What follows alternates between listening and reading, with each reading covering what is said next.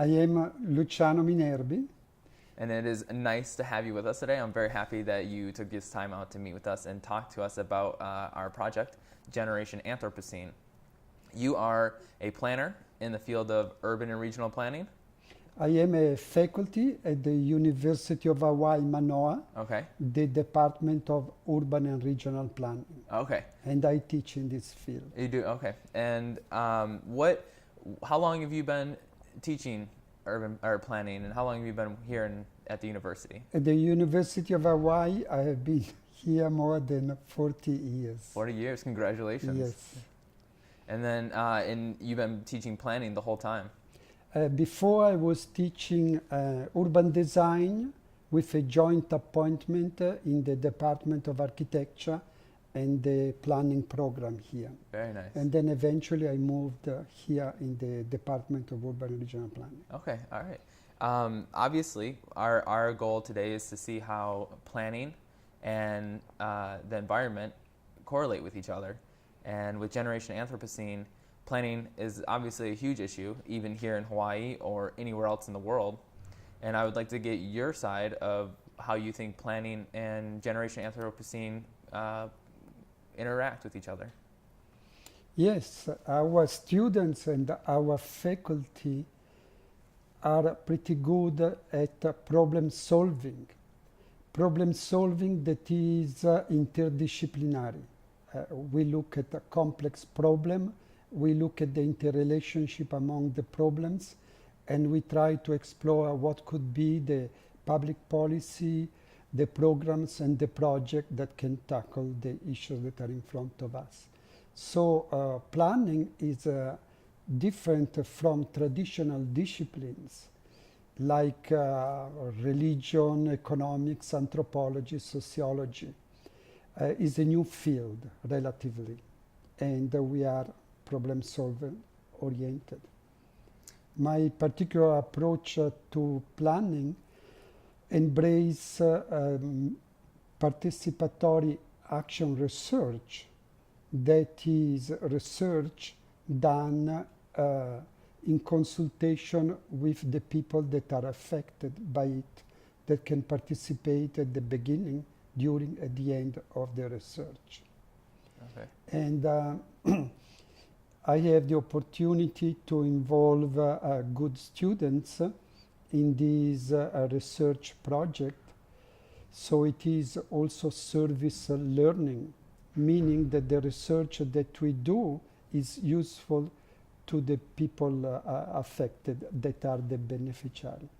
So what I do here that is a lot of fun is that there is little distinction between teaching, research, and service. They are integrated, particularly in courses that we call planning practicum. And these planning practicum are teamwork oriented, so the students have to help each other form a junior planning team that can provide useful services to the client.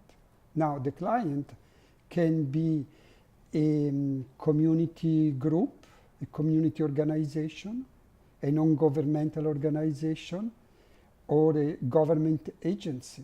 Can be a county, state, or federal, or even international. So the kind of work that I do with the students deals with clients who can have legitimate different views on how to deal with the environment. They might have also some self-interest. So we have to learn how to facilitate communication and understanding and conflict resolution. Yeah, and that's exactly the thing that should be done, because you're talking to the students and you're teaching them how to interact with these future employee or employers of theirs, and they need to know whether these companies are looking to develop, and if they have maybe an ecological focus and they're trying to develop more eco-friendly, or to them it's not really an issue. They're trying to maybe save budget and other things like that, where it's nice to see that the different, that you said here, nationally and internationally, because that's kind of the focus that we want to look at. Like if you're looking at Hawaii, how does that differ from somewhere on the mainland?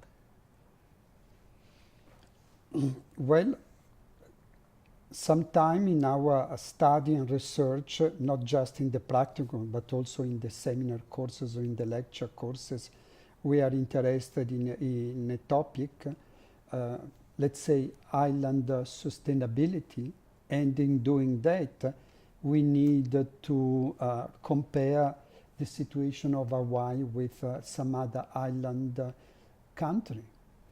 And so it is important for us to have the opportunity to access this information through the library, the web, but also in particular through a visit, reciprocal visit to these places. So I was very lucky to have the opportunity to have a funding from some federal agency, for example, to go with some of our students to American Samoa, to independent Samoa, and myself to go, let's say, Canary Island off of Africa, and so come in with information that we can use to compare. So yeah, being able to compare, exchange notes is very important. Definitely. And this also is an idea that was told me by the former head of state of Canary Island.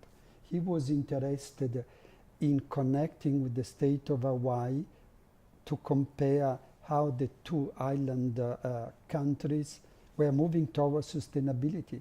And his view was, if we compare our success and failure, perhaps instead of waiting 20 years to achieve some sustainability goals, we can do it in 5 years. So this is very interesting, that communication, reciprocal communication and exchange of information and research accomplishment and monitoring what the island nations do can help, hopefully, speed up the process. If there is a way to link a decision maker with people like you that make this kind of film.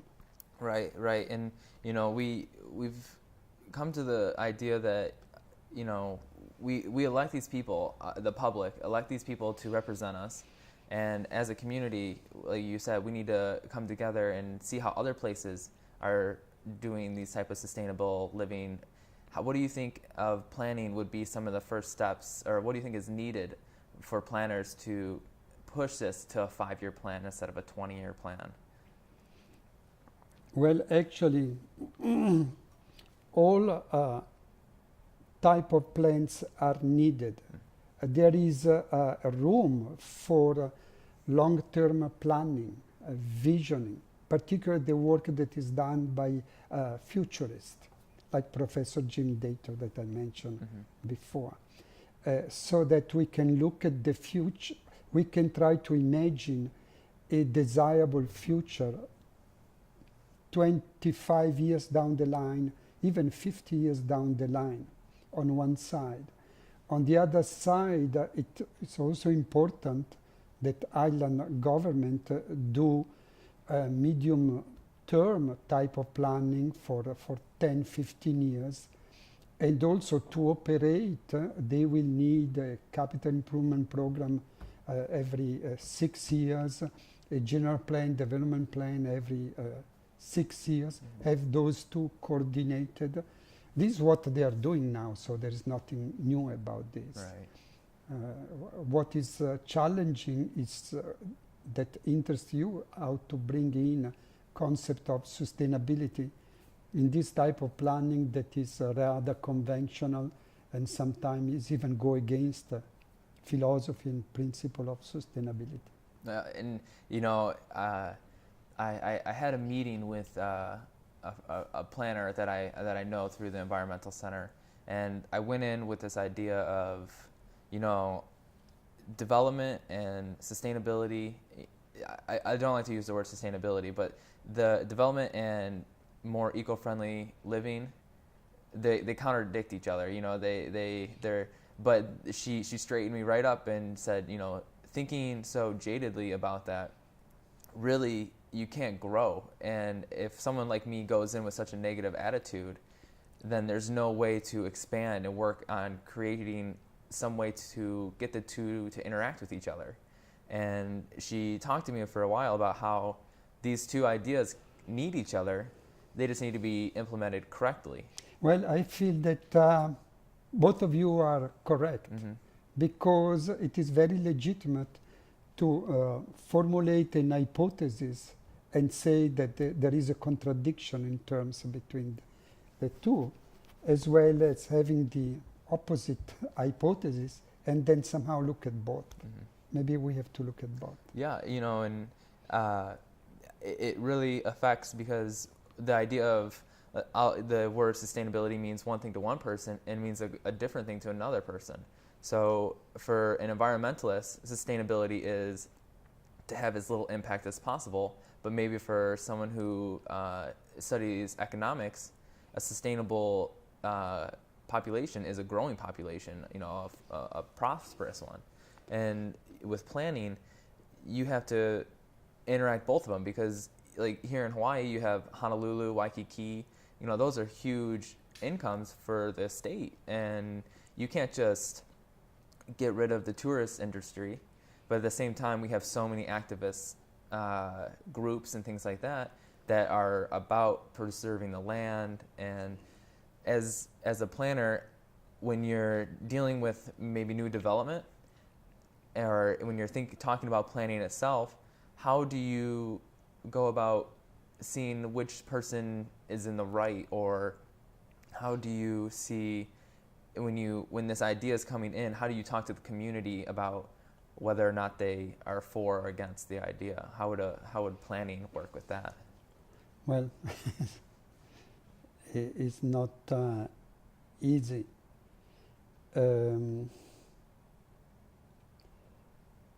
could be different ways depending on what is the situation. If it is kind of an academic situation where you have to work with the students to learn about sustainability, to teach something that is very useful, and you have the information all in the web, is to look at how the concept, the idea, the concept, and the definition of sustainability has been presented. And this can be seen in different ways. Can be seen in time, how the idea of sustainability has been presented by different authors.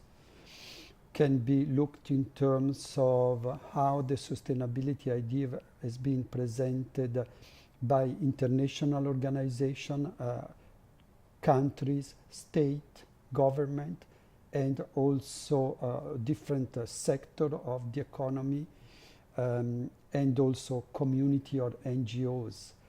I'm saying this because you asked me beforehand what was the definition of sustainability.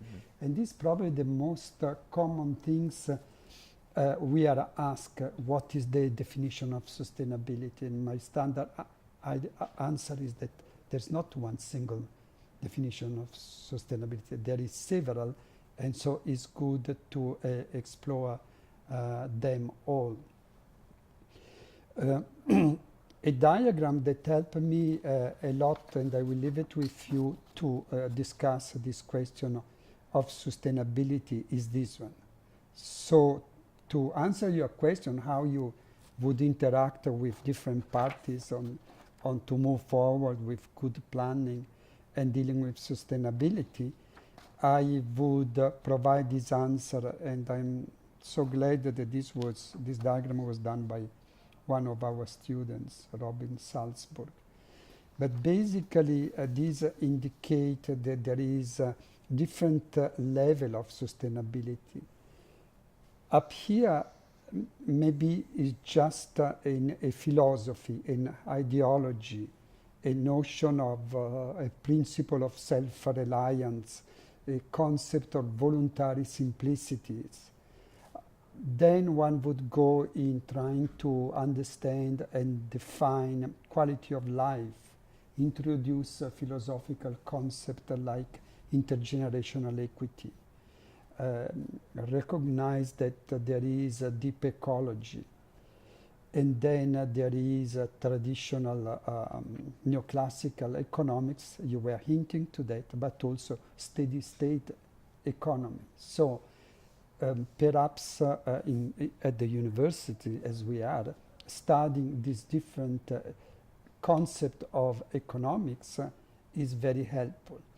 This one level. Then there is a second level that will be the eco-development level here, where we see that much of what we do happen in cities, in urbanizations, and that's why your group name. And so we have to see if we can build cities embracing eco-development approaches that emulate a natural system rather than going against natural systems. If we follow this second level of concern, then we can identify conceptual framework to collect information, indicators, and explore material balance models, for example, and study settlement pattern that will have a small footprint on the environments, and also be aware of the cumulative impact of several projects that are done in the process of urbanization. And then there is the third level, that is sustainable utilization, that deals with more specific calculation tools and techniques like carrying capacity and material policy. So this is the framework that I have that is useful to me. Thus, I will try to engage the interlocutor, these people that I would have to deal with, to somehow explore some of these. How to do this? Well, many of our faculty and students do this very well, engage the stakeholders in visioning a preferred future, discussing what works, what does not work, and try to see if a common ground can be found with regard to the planning for the future. However, even certainly it's not enough that the party get together and say let's move in this direction, because might go against law of the natures of understanding of how the environment function, and might go against certain scientific data that tell us something about the evolution of the Earth. So somehow both has to be done, involving the stakeholder that have different self-interest, and also they have different legitimate, different views on how to live together.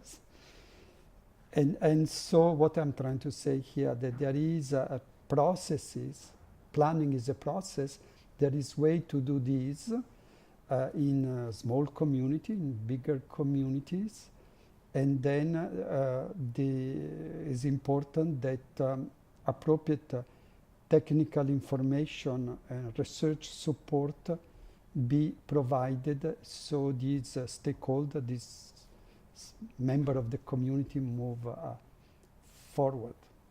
Definitely. I think you answered that question really well. I don't think anyone's ever really gone into the definition of sustainability in that type of depth. I've never heard of the three layers, and that I'll take a look at that later and get it up on the site for you. Yeah. And you know, and you mentioned that it was made by a student, and you know, and another thing you mentioned is the skills required are being able to troubleshoot or problem solve. And to me, this is a great example of a skill that students need to learn as planners. What are some other skills that you stress onto the planning students? Well, my research approach embrace participatory action research, as I mentioned a minute ago.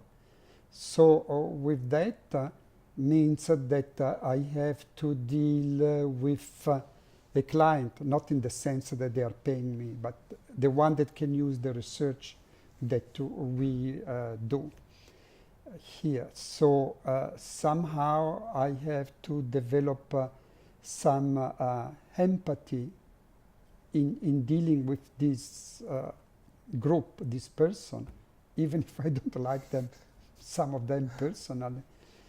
And so creating an empathy so you can work in a supportive role. And so this is an interpersonal relation skill. Then there is more specific skills that are taught by other faculty that are facilitation, mediation, arbitration. I don't teach that.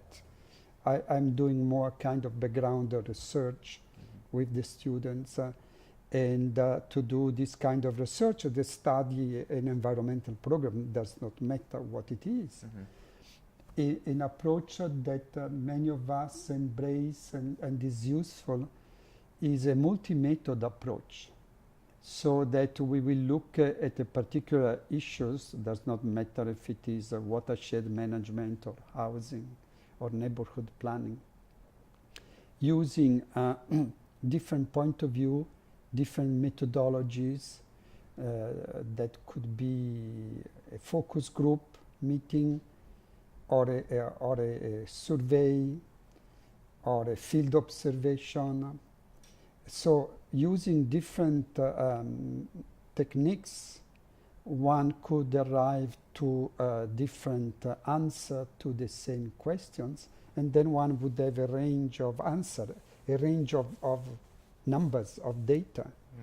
And then one would plan not for something deterministic, but something that is more into a range of things. Yeah, I think you nailed it, because you mentioned how planning is decently a new category or field in the university, and I can see how having planners and more planners in the future can really help with the idea of sustainability and being able to design and think of all these different angles before coming to a solution. And I see that that as a planner and having more planners would really help combine sustainability and development at the same time. Like that's yes, the opposite side. Exactly. So these it's some of the skill that by working we can develop, and some of the projects that I have to do with the students require these. Somehow we have to receive and process technical report done by experts in different disciplines. To do a management plan for a locality here, maybe we need a report from an archaeologist, a botanist, an ethnographer, an engineer, an architect, a lawyer, a realtor. Is a tremendous range of expertise for which I cannot have all the knowledge of all these different science professions. But what we have to do, we have to learn to be able to receive this information and put it together into a management plan that can be adopted by the decision maker, the agency, the community, and then adhere to that plan and implement it. Definitely. So often I'm asked what is the difference between a planner, an anthropologist, or an economist, and so on. I think we are exposed more and more to try to put together information can come from different form, and through experience I think we can do this. Definitely.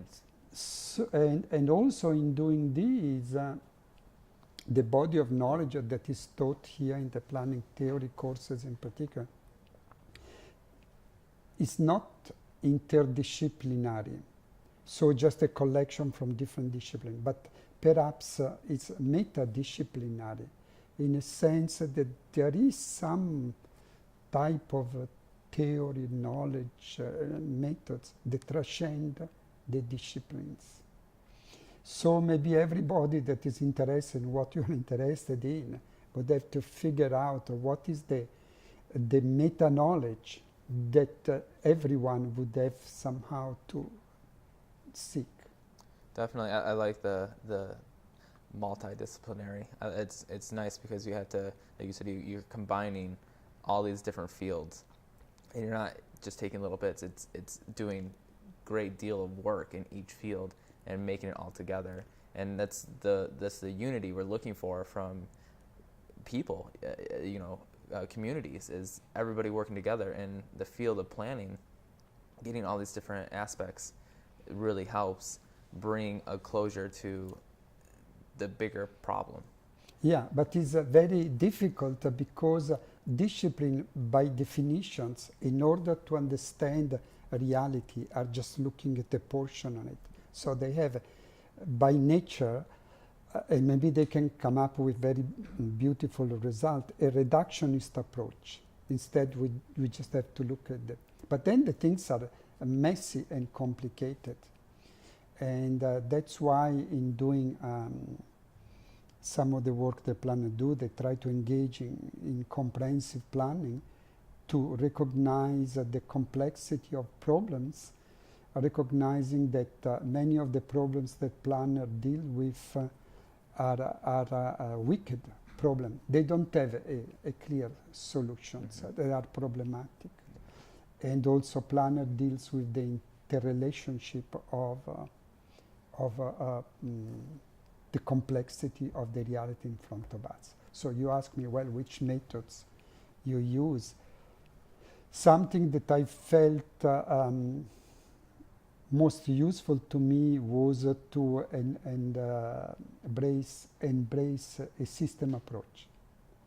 I think that's what I did as my thesis as a student. I discovered von Bartolomei with general system theory, and then I try to study that. I try to see how that would apply to my field of planning, and I'm still right there, try to work with students when we look at the problem, try to develop a conceptual framework that use mental mapping, that is another tool, soft system approach in trying to make sense of the problem in front of us. Definitely. Now, I see that you brought some things with you. Is there anything that you'd like to address? Yeah, because you asked me two questions that I couldn't answer. Okay. And the question was how Hawaii rank on human impact with the other 49 states, and which country or state are going green. You asked me this question. Right. I have not done this comparative analysis of the country in the world or the USA state. Mm-hmm. It's an interesting question. Probably there is a lot of research and a lot of experts in this area. But I think what is interesting is to see how this research could be done. The first things to do will be to decide how you compare these countries. The conventional way that is not going to meet your interest and objective is use gross national product, gross domestic product. But that, as you know very well, leave out all the things that interest you, so how to bring them in. There's been some innovative research like the Index of Sustainable Economic Welfare that is consistent with the sustainability philosophy, that tried to modify the gross national product because it had it had public non-defensive expenditure. It detract private defensive expenditures, add capital information, add services from domestic labor that is not included in the GNP, detract in particular the cost of environmental degradation and depreciation of natural capital. So this index is much more consistent with an understanding of the view of a society that should be sustainable. However, this index has been applied only to few countries, and there is still experts that are discussing the feasibility of these two. But here, I just to show you that there is some calculation done for some of the different countries that basically, they are in color, so you cannot perceive everything there. Mm-hmm. But if you look at on the web, you will be able to see. Yeah. But basically, that indicates that while gross national product might show a great growth of a country, in reality is going down Mm-hmm. if you are accounting for these other things. So this is one. Then there is another one that is used by the World Health Organization, that is the Human Development Index. For this one has been calculated for all the countries. So I can leave it with you. Perhaps you could insert it in your video down the line. Mm-hmm. And if you look at the web, it will come out in color. And it takes a lot of time to analyze which countries is where it is discounted. This index also allows to sort out into groups the country, developed, less developed, and so on. But this is quite different from the first one I mentioned, that deals more with the production of a society, of an economy. This focuses more on human health, life expectancy, literacy, education, standard of living, and quality of life. And quality of life, you need the indicator for it. So it looks like that there is at least these three different type of looking at the country if you really want to compare them. And then the latest one is the Bhutan Index Planning for Happiness, looking at equity, biodiversity, family life, and stress level. So you see that we have multiple glasses by which we can look at how a country is doing in terms of being sustainable. And we will have probably to use all of these different way of comparing countries. Some that deals with the economy, some that deals with human beings, some to deal with the environment. But I work more at the local level, and so much of the work I do is embracing a human ecological approach. So people in their locality, people in their environment. So I do work on watershed management, try to harmonize the cultural aupuaha idea with the more modern watershed management. Well, you know, I'm definitely a firm believer of working at the local level. You know, it's definitely necessary to start there because you get the people involved and it grows, you know, and then you get more support. And local level is definitely where a lot of planning needs to be done, like you said, with water and things like that. But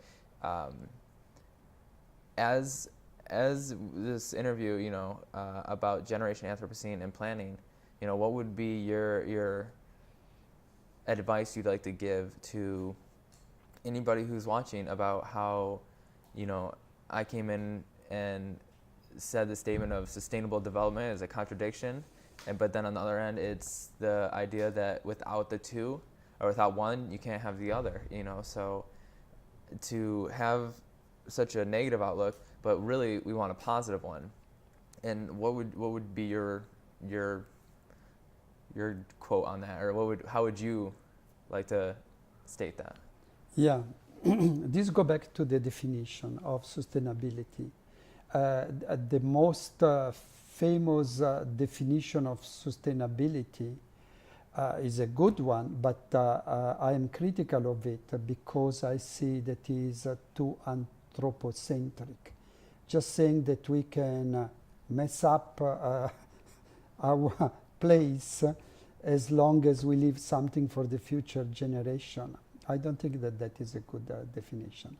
I think that if you look, not at the definition, but if you look at the sustainability models that I cover in class, the environment is sustain society.